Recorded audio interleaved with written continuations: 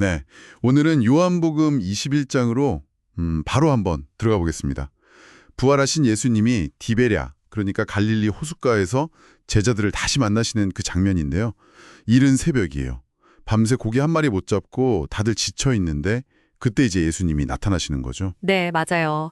이게 부활 후에 제자들한테 나타나신 기록된 걸로는 세 번째 만남이거든요. 어떻게 보면 제자들이 약간 뭐랄까, 일상으로 그냥 돌아간 듯한 그런 모습이잖아요. 고기 잡는 어부로요.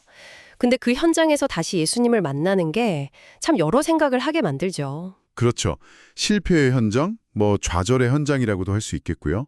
베드로를 포함해서 7제자가 밤새도록 그물을 던졌는데 완전 허탕이었어요. 네. 근데 이제 막 날이 새려고 할 때 호숫가에 서 계신 예수님이 그물을 배 오른편에 던져봐라 이렇게 말씀하시잖아요. 네. 그러자마자 와 진짜 그물이 찢어질 정도로 고기가 잡히는 거예요. 네. 세어보니까 153마리. 이야, 153마리. 이 숫자에 대해서도 뭐 여러 가지 해석이 있긴 하죠. 근데 사실 그 숫자 자체의 의미보다는 예수님 말씀에 딱 순종했을 때 나타난 그 결과, 그 풍요로움, 그게 핵심인 것 같아요. 맞아요. 그 기적 자체가 중요하죠. 그리고 또 재밌는 게 그걸 보고 제일 먼저 주님이다 알아본 사람이 예수께서 사랑하시는 그 제자, 그러니까 요한이잖아요. 그렇죠. 근데 베드로는 그 말 딱 듣자마자 겉옷 그냥 휙 두르고 바로 바다로 뛰어내려요. 이런 반응들에서 제자들 각자의 어떤 성격이나 예수님과의 관계 같은 게 좀 보이는 것 같기도 하고요. 그러게요. 베드로의 그 급한 성격 같은 거. 육지에 올라와 보니까 이미 숯불이 피워져 있고 거기에 생선이랑 떡이 있는 거예요. 네, 예수님이 다 준비해 놓으신 거죠. 예수님이 너희 잡은 생선 좀 가져와라 하셔서 그걸로 이제 같이 아침 식사를 하시는데 이 장면이 저는 참 따뜻하게 느껴지더라고요. 부활이라는 엄청난 사건 뒤인데도 되게 현실적인 교감이 느껴진달까요? 맞아요. 근데 또 기록을 보면 제자들이 그분이 주님이신 줄 알면서도 누구시냐고 감히 묻지를 못했대요. 약간의 경외심, 또 어쩌면 이전과는 다른 어떤 거리감, 그런 복합적인 감정이 있었던 것 같아요. 그럴 수 있겠네요. 자, 그리고 식사 후에 그 유명한 질문이 나오죠. 예수님이 베드로에게 물으시잖아요. 요한의 아들 시몬아, 네가 이 사람들보다 나를 더 사랑하느냐? 네, 그걸 세 번이나 물으시죠. 네. 베드로는 처음 두 번은 네 주님, 제가 주님 사랑하는 줄 주님이 아십니다. 이렇게 답하다가 세 번째 질문에는 근심하면서 대답하잖아요. 그렇죠. 주님, 모든 것을 아시오매 내가 주님을 사랑하는 줄을 주님께서 아시나이다. 이 세 번의 질문과 대답, 이게 참 많은 생각을 하게 만들어요. 네, 이게 정확히 베드로가 예수님 잡히셨을 때 세 번 부인했던 그 사건하고 딱 겹쳐지잖아요. 맞아요. 근데 이게 중요한 게 뭐랄까 과거 잘못을 그냥 들춰내서 막 혼내시는 게 아니라는 거예요. 오히려 그 실패의 상징 같은 세 번을 통해서 베드로의 사랑을 다시 확인시켜 주시고 또 내 어린 양을 먹이라, 내 양을 치라 하시면서 새로운 사명을 주시는 거거든요.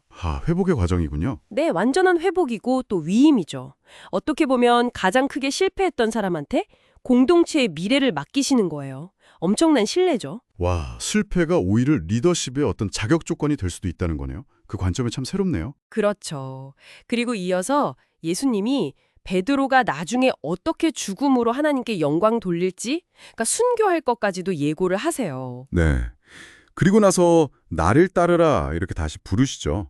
영광과 고난이 같이 있는 부르심? 바로 그때예요.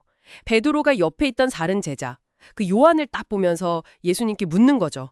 주님, 그럼 이 사람은 어떻게 됩니까? 약간 남의 길은 어떤가 궁금했던 거겠죠. 꼭 우리 모식 같기도 하고요. 맞아요. 근데 예수님 대답이 아주 단호합니다. 내가 올 때까지 그를 머물게 하고자 할지라도 그게 너랑 무슨 상관이냐? 너는 나를 따르라. 야, 내게 무슨 상관이냐? 너는 나를 따르라. 이 말씀이 진짜 오늘 우리한테도 크게 와닿는 것 같아요. 특히 요즘같이 막 소셜미디어나 이런 걸로 다른 사람이랑 끊임없이 비교하게 되잖아요. 근데 각자에게 주어진 길이 다르고 중요한 건 그냥 내 길을 묵묵히 가는 거다. 이 메시지가 정말 강하게 들리네요. 당신의 길은 다른 사람과 같지 않다는 거죠. 그렇습니다. 그리고 이 복음서를 쓴 요한 본인이 그때 그 질문의 대상이었던 바로 그 제자라고 밝히면서 자기 증언이 진짜라고 강조하잖아요. 그러면서 이제 요한복음 전체를 마무리하는데 예수님이 하신 일이 너무 많아서 세상 모든 책에 다 기록하려고 해도 부족할 거다. 뭐 이런 엄청난 여운을 남기면서 끝나요. 와, 정말 그렇죠. 오늘 요한복음 21장을 통해서 실패했던 제자를 다시 찾아오셔서 회복시키시고 또 사명을 주시는 그 예수님의 모습, 그리고 각자에게 주어진 길을 가라는 메시지까지 함께 나눠봤습니다.